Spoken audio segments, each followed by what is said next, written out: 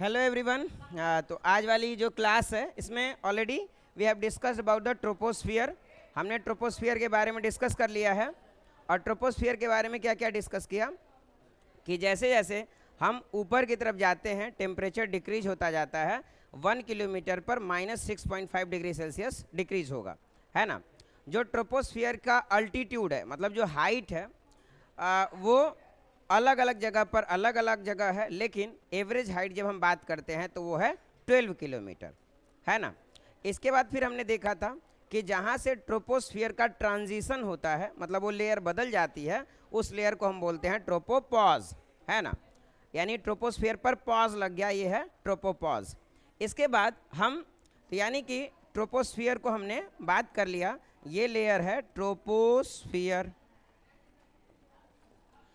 अब मैं यहाँ पे लिख देता हूँ 12 किलोमीटर तक है जनरली, है ना।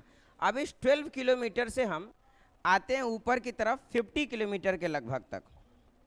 कहाँ तक? 50 किलोमीटर तक। और जब यहाँ 50 किलोमीटर तक आएंगे तो इस लेयर को हम बोलते हैं स्ट्रेटोस्फियर। Stratosphere, stratosphere. अब यहाँ स्ट्रेटोस्फियर का मतलब ये स्ट्राटा से लिया गया है, यानी कि एक बराबर टेम्परेचर का होना। लेकिन क्या यहाँ टेम्परेचर एक बराबर है? तो देखेंगे कि जैसे जब हम यहाँ से ट्रोपोस्फियर से ऊपर जा रहे थे तो टेम्परेचर घट रहा था, माइनस में हो रहा था, है ना। टेम्परेचर माइनस में जा रहा है। और जैसे हम यहाँ जाते हैं कुछ दूर तक टेम्परेचर लगभग एक जैसा होता है। वो जानोगे कितना होता है? तो -50 डिग्री सेल्सियस से -60 डिग्री सेल्सियस के बीच में रहता है यहाँ पर का जो टेम्परेचर है ना। फिर इसके बाद ये टेम्परेचर फिर हल्का राइज करना स्टार्ट करेगा, है ना। यानी स्ट्रेटोस्फियर में पहले टेम्परेचर स्ट्रेट हो जाता है, एक बराबर हो जाता है, उसके बाद वापस से इंक्रीज होने लगता है, कांस्टेंट होने के बाद फिर इंक्रीज होने लगता है। अब देखेंगे यहाँ पर आखिर ऐसा क्या हुआ, जो निचली वाली लेयर है जहाँ टेम्परेचर स्टेबल हो गया और ऊपर फिर से इंक्रीज होने लगा। तो एक्चुअली होता क्या है कि यहाँ पर एक गैस की लेयर बनती है, एक गैस की लेयर बनती है। उस गैस को हम बोलते हैं O3। O3 O3 O3 हम बोलते हैं ओजोन को, है ना। अब ये जो ओजोन गैस है इसकी पूरी की पूरी ये लेयर बनी हुई है।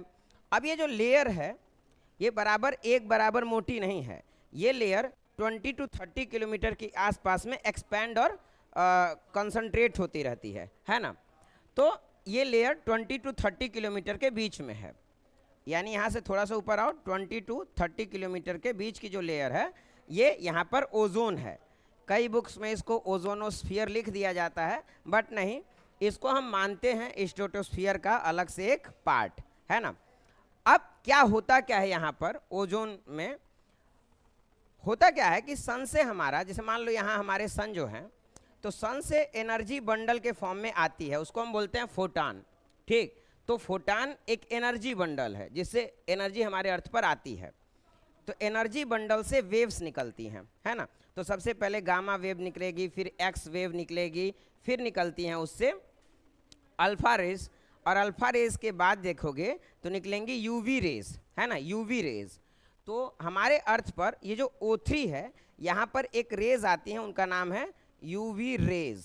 अब ये जो यूवी रेज हैं ये 3 तरह की होती हैं, UVA, UVB, UVC। लेकिन जो उसमें सबसे खतरनाक होती हैं वो UVB होती हैं, ठीक है। अब होता क्या है कि जो O3 है ये लेयर क्या करती है, जैसे ही यूवी रेज आती हैं तो इसे टकराएगी इस लेयर से, है ना। तो ये क्या होगा, O2 और O के फॉर्मेशन में टूट जाएगा, है ना। O2 और O के फॉर्मेशन में टूट जाएगा और ये उसको क्या करेगा, एब्जॉर्ब कर लेगा, किसको? यूवी रेज को। और जब ये यूवी रेज को एब्जॉर्ब कर लेगा तो आसानी से यूवी रेज हमारे अर्थ पर पहुंच नहीं पाती हैं, जो कि अगर स्किन पर पड़े तो स्किन कैंसर तक का खतरा होता है, स्किन जल जाती है। दूसरी बात, जो फसलें हैं, जो एग्रीकल्चर दूसरी तरीके की हो रही है, वो भी खराब हो जाती है ना। तो ओजोन लेयर एक तरीके से कह सकते हैं क्या करती है, प्रोटेक्ट करती है हमारे अर्थ के सरफेस को यूवी रेज से। ABC नहीं याद रखना है, बस UV रेज याद रखना है ना। और कैसे ये O3 ओजोन जो है O2 और O के फॉर्मेशन में टूट जाती है ना। अब क्या हुआ आगे कि फिर से ये टेम्परेचर इंक्रीज होने लगा। इंक्रीज इसलिए ये टेम्परेचर होने लगता है कि दूसरे गैसेस के जो फ्री मॉलिक्यूल्स हैं वो यहाँ पर प्रेजेंट हैं, है ना। और फिर सन से आने वाली जो इंसुलेशन है, इनकमिंग सोलर रेडिएशन है, वो इनके साथ रिएक्ट करके और थर्मिक वेव्स क्रिएट करती हैं। यानी कि थर्मिक वेव्स का मतलब धीरे धीरे गर्मी यहाँ पर आने लगती है और ये वाली लेयर धीरे धीरे गर्म होने लगती है। तो याद रहे, पहले कम हो रहा था, फिर एक बराबर रहा, फिर टेम्परेचर क्या होने लगा, कम होने लगा। और क्या इस लेयर में डेंसिटी कम हो रही होगी या ज़्यादा हो रही होगी? डेंसिटी कम हो रही होगी, तो गैसेस की डेंसिटी यहाँ पर कम है। अब जैसे हम इसके बाद जाते हैं तो अगली लेयर पड़ती है मेसोस्फीयर। ये 50 से 80 किलोमीटर के बीच की लेयर है, 50 से 80 किलोमीटर, यानी कि 30 किलोमीटर मोटी लेयर है, इसको हम बोलते हैं मेसोस्फीयर। अब यहाँ पर क्या हुआ, मैं यहाँ लिख देता हूँ मेसोस्फीयर। मेसोस्फीयर हिंदी में बोलेंगे मध्यमंडल। अब यहाँ सबसे इंपॉर्टेंट बात क्या होती है पता है, यहाँ पर डेंसिटी वेरी लो, डेंसिटी बहुत कम है, ठीक है। Gas particles are far away, मतलब जो गैस के पार्टिकल्स हैं वो बहुत दूर दूर हैं, उनके जो मॉलिक्यूल्स हैं बहुत दूर दूर हैं। तो इस वजह से जो सोलर एनर्जी आएगी वो इनको हीट नहीं कर पाती है ना। और इस वजह से यहाँ देखोगे तो बहुत तेजी के साथ टेम्परेचर डिक्रीज होता है, बहुत ही तेजी के साथ टेम्परेचर डिक्रीज होता है। यानी यहाँ दो चीज़ हमें पता चलती है। पहली बात ये कि टेम्परेचर दो जगह डिक्रीज हो रहा है, एक ट्रोपोस्फियर में ऊपर जाते समय टेम्परेचर डिक्रीज हो रहा है, दूसरा कहाँ हो रहा है, मेसोस्फियर में। ट्रोपोस्फियर में भी मेन रीज़न है गैसेस की डेंसिटी का कम होना, है ना, और मेसोस्फियर में भी मेन रीज़न है गैसेस की डेंसिटी का कम होना, और जो गैसेस के जो पार्टिकल्स हैं उनका दूर होना। भाई डेंसिटी तो तभी कम होगी ना जब गैसेस के पार्टिकल्स दूर होंगे, और जब बहुत दूर दूर हैं तो गर्म हो नहीं पाते हैं जल्दी, है ना। अब इसके बाद हम थोड़ा सा बढ़ते हैं ऊपर की तरफ। अब ये सबसे इम्पॉर्टेंट लेयर है, इसको हम बोलते हैं थर्मोस्फियर। अबे 80 से बुक्स में लिखा होगा 600 किलोमीटर, किसी बुक में 500 किलोमीटर लिखा होता है, किसी में 700 किलोमीटर लिखा होता है। हमारी एनसीईआरटी ने कहा है भैया 700 किलोमीटर, जो नई वाली एनसीईआरटी है, तो हम मान लेते हैं इसको 700 किलोमीटर, और इसको हम बोलते हैं थर्मोस्फियर। अब ध्यान देना है, यहाँ वापस से टेम्परेचर इंक्रीज होना शुरू हो जाएगा। अब ये देखना, वापस से टेम्परेचर खटाखट इंक्रीज होना स्टार्ट हो गया, है ना। लेकिन ये जो लेयर है यहाँ टेम्परेचर बढ़ा कैसे? आप तो ये समझ रहे होंगे अरे भाई यहाँ भी तो गैसेस की जो डेंसिटी है वो कम है, जब गैसेस की डेंसिटी कम है तो टेम्परेचर बढ़ना कैसे स्टार्ट हो गया? टेम्परेचर को यहाँ कम होना चाहिए। लेकिन होता क्या है, हाँ वो तो है ही, यहाँ पर दो मेन गैसें हैं, एक तो ऑक्सीजन के फ्री मॉलिक्यूल्स चले आते हैं यहाँ पे कुछ, और दूसरा नाइट्रोजन के फ्री मॉलिक्यूल्स यहाँ पर चले आते हैं। आ गए ये, और इसी में ऑक्सीजन और नाइट्रोजन के फ्री मॉलिक्यूल्स घूम रहे हैं। अब मान लो जैसे ये ऑक्सीजन टहल रहा है और ये नाइट्रोजन का फ्री मॉलिक्यूल टहल रहा है, ऐसे ये ऑक्सीजन का फ्री मॉलिक्यूल्स नाइट्रोजन का फ्री मॉलिक्यूल टहल रहे हैं। और तभी फिर याद रखो, सन से आने वाली एनर्जी बंडल फोटान के फॉर्म में आएगी और वो अलग अलग वेव्स के फॉर्म में कन्वर्ट हो जाती है ना। Gamma rays, alpha rays, X rays, UV rays, है ना। यहाँ पे क्या होता है कि जो एक्स रेज हैं और अल्फा रेज हैं वो आकर के इनसे टकराती हैं, है ना। और जब टकराती हैं तो क्या करेंगी, इनसे इनका जो मॉलिक्यूलर बॉन्ड है उसको ब्रेक करेंगे, और मॉलिक्यूलर बॉन्ड जब ब्रेक होगा तो इनसे फ्री इलेक्ट्रॉन्स निकलेंगे, है ना। फ्री इलेक्ट्रॉन्स यानी कि आयंस निकलेंगे, है ना। और जब वो फ्री इलेक्ट्रॉन्स आयंस निकलते हैं तो इसी प्रोसेस को हम बोलते हैं आयोनाइजेशन। क्या बोलेंगे? आयोनाइजेशन। यहाँ पर एक प्रोसेस स्टार्ट हो जाती है जिसको हम बोलते हैं आयोनाइजेशन। अब इसी आयोनाइजेशन की वजह से यहाँ का टेम्परेचर क्या होने लगता है, इंक्रीज होने लगता है। क्या ये बात समझ में आ रही है? एक्सरेज आई, आने के बाद ऑक्सीजन और N2 नाइट्रोजन जो है, इनका जो मॉलिक्यूलर बॉन्डिंग है इसको ब्रेक करेंगी, और ब्रेक करने की वजह से फ्री इलेक्ट्रॉन्स या चार्ज पार्टिकल्स निकलेंगे, और इसकी वजह से क्या होगा, यहाँ पर एक प्रोसेस होगी, इसको हम बोलेंगे आयोनाइजेशन। और इस आयोनाइजेशन प्रोसेस से क्या रिलीज होगी, हीट रिलीज होगी। क्या रिलीज होगी, हीट रिलीज होगी, रिलीज ऑफ हीट। और यहाँ पर टेम्परेचर क्या हो जाएगा, इंक्रीज हो जाएगा। टेम्परेचर इंक्रीज कितना होता है, तो अगर देखोगे तो ये टेम्परेचर हो जाता है कभी कभी 1800 डिग्री सेल्सियस से 2000 डिग्री सेल्सियस के आसपास। लेकिन मान लो मैं क्या करता हूँ, यहाँ से किसी को उठाता हूँ, निशांत को या अथर्व को ले जा कर के थर्मोस्फीयर में खड़ा कर देता हूँ, तो कायदे से इसको जल करके क्या बोलते हैं, हाँ राख बन जाना चाहिए भाई।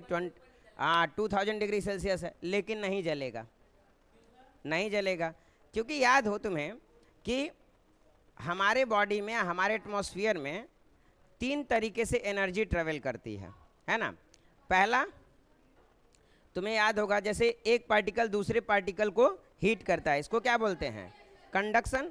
दूसरा होता है कन्वेक्शन, हाँ, और तीसरा है रेडिएशन। लेकिन ध्यान देना, यहाँ पे कन्वेक्शन प्रोसेस से ही हमारी बॉडी हीट होगी। क्यों, क्योंकि गैसेस है ना, तो गैसेस के मॉलिक्यूल टहल टहल कर जाते हैं और हीट करते हैं।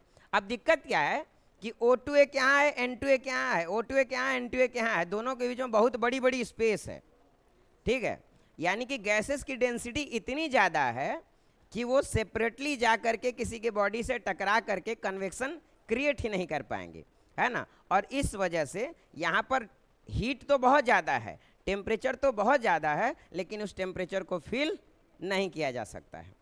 क्या बात ये समझ में आ रही है। दूसरी बात, आपने देखा होगा यहीं पर बुक में लिखा है अरोरा फॉर्म होते हैं, अरोरा, अरोरा लिखा है। अबे अरोरा क्या होते हैं, असल में वही चीज़ सेम।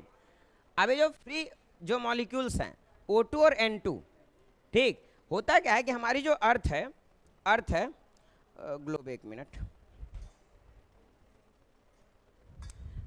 ये इसके नॉर्थ में और साउथ में मैग्नेटिक पोल्स हैं, ठीक है।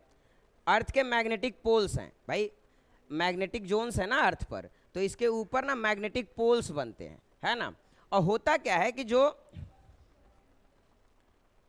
जो एनर्जी जनरेट हुई है, जो एनर्जी जनरेट हुई है, क्या, जो हीट एनर्जी या एक्सेस, तो O2 और N2 के जो चार्ज पार्टिकल्स हैं वो शिफ्ट हो जाते हैं नॉर्थ और साउथ की तरफ, ठीक, नॉर्थ और साउथ की तरफ शिफ्ट हो जाते हैं।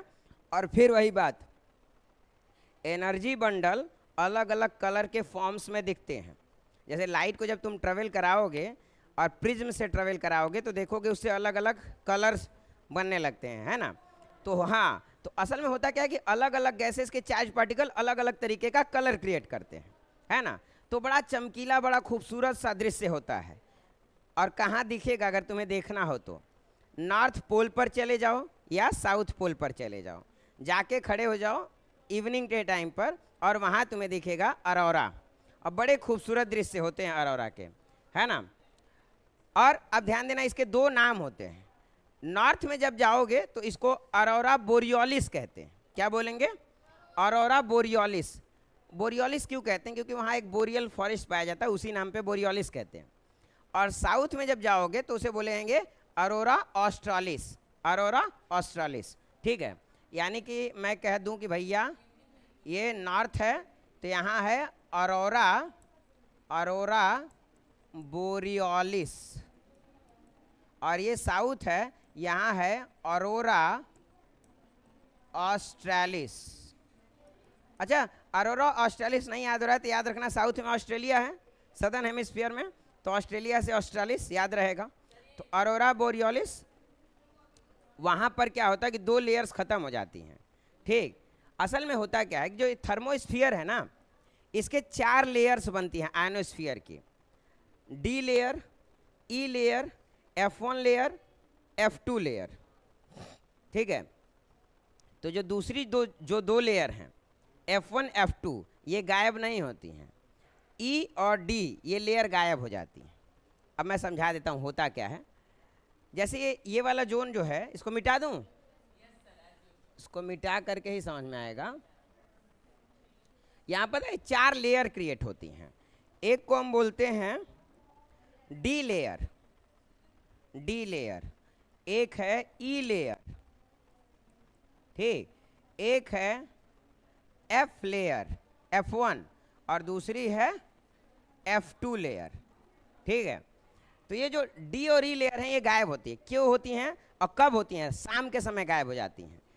ऐसा होता क्यों है कि शाम के समय सोलर एनर्जी आना बंद हो गई, और जब सोलर एनर्जी आना बंद हो गई या बहुत कम हो गई तो यहाँ पर आयोनाइजेशन का प्रोसेस, जो चार्ज पार्टिकल्स मतलब जो आयंस, फ्री आयंस रिलीज हो रहे थे वो भी तो होना बंद हो जाएंगे। लेकिन यहाँ थोड़ी बहुत एनर्जी रहती है अभी, है ना, तो यहाँ वो फ्री एनर्जी आसानी से देखी जा सकेगी अरोरा के फॉर्म में, ठीक है। शाम को क्या दिन में भी देखे जा सकते हैं, लेकिन धूप इतनी ज़्यादा होती है कि दिख नहीं पाता है ना, नहीं हमारे यहाँ से नहीं दिख सकता। और ये दोनों लेयर डी और ई लेयर क्या होती हैं? गायब हो जाती हैं। मैं क्वेश्चन आंसर में पूछूंगा कि थर्मोस्फीयर में जो आयनोस्फीयर बनता है उसके कितने लेयर हैं? तो डी, ई, F1 और F2 कौन सी 2 लेयर गायब हो जाती हैं? तो डी और ई लेयर गायब हो जाती हैं। क्यों गायब हो जाती हैं?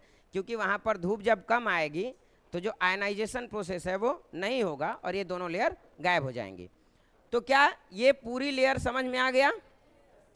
Troposphere, stratosphere, mesosphere, thermosphere, last है एक्सोस्फियर।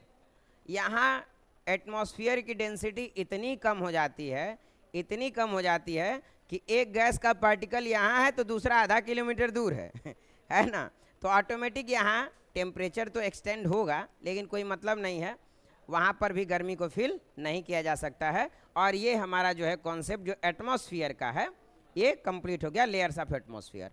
अब अगला क्या टॉपिक है? Weather and climate. तो आज हम सिर्फ मेरे ख्याल से वेदर ही डिस्कस कर पाएंगे या कल डिस्कस करें?